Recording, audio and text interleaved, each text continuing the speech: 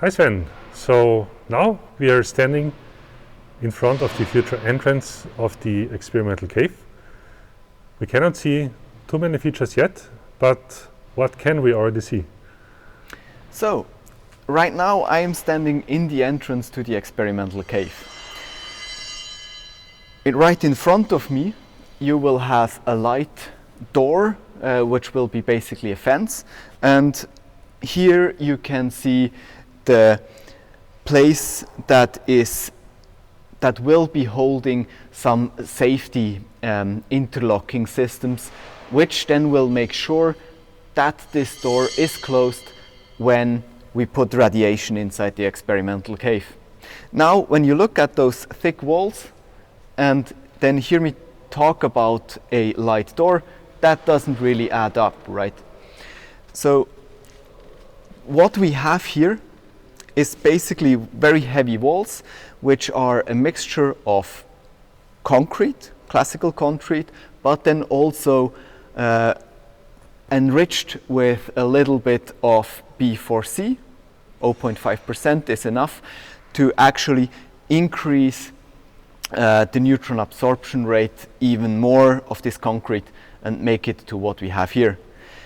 The light door here, however, is sufficient because, as you can see behind me, there is some sort of a trap that catches the neutrons, that doesn't allow the neutrons to go into that direction. Therefore, we can have a light door.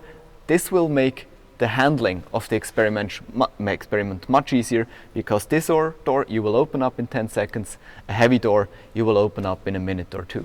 So come with me. So that's actually the reason why you have this chicane in the door. Then let's go through this chicane and have a look what we can already see inside. So when we go around the corner, you can see right away that we are heading in to basically the downstream end, or the far end of the experiment. This is the furthest away from the experiment and from radiation that you could get. And we are looking now directly towards the sample area. So when we walk up to that sample area, you can see in the foreground a lower ground, and then when we go a little bit closer to it, we can see already now an elevated concrete slab.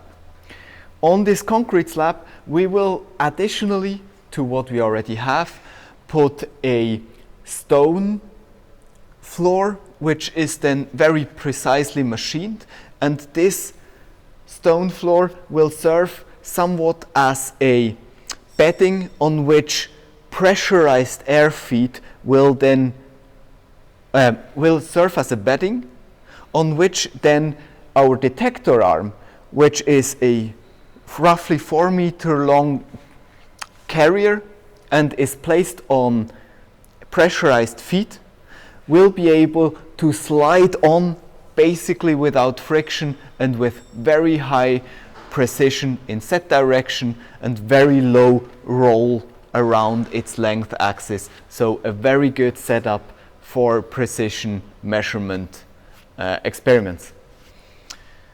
When we have a little bit, when we go up a little bit from the floor, you can see on the insides of those walls and those vertical ribbons, basically those are IKEA rails for heavy duty lifting. Here you can mount whatever you want to mount on the wall. This can be cables, tubes, or other things that don't really belong on the floor. When we go even further up, we get now to the upper end of those walls.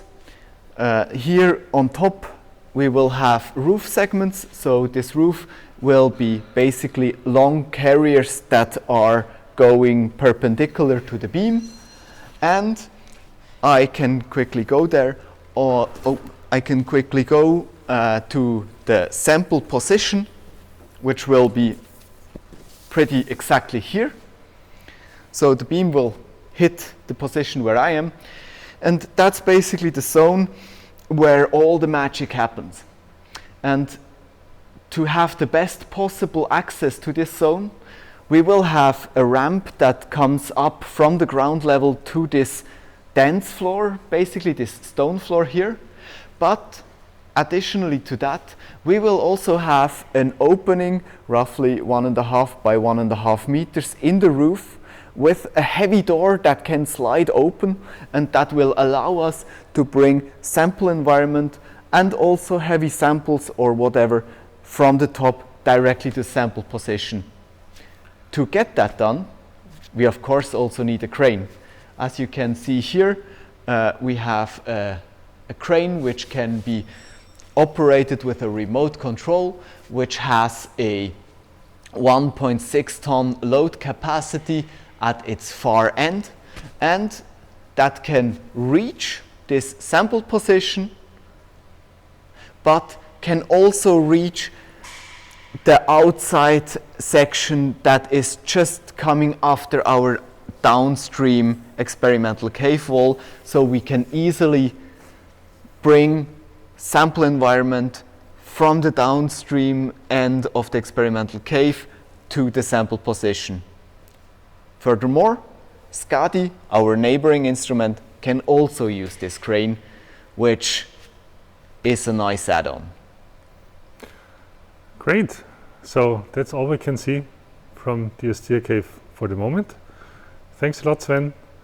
And maybe at a later point we can make another video how the ESTIA cave will look like when it's equipped with detector arm, sample environment and other features.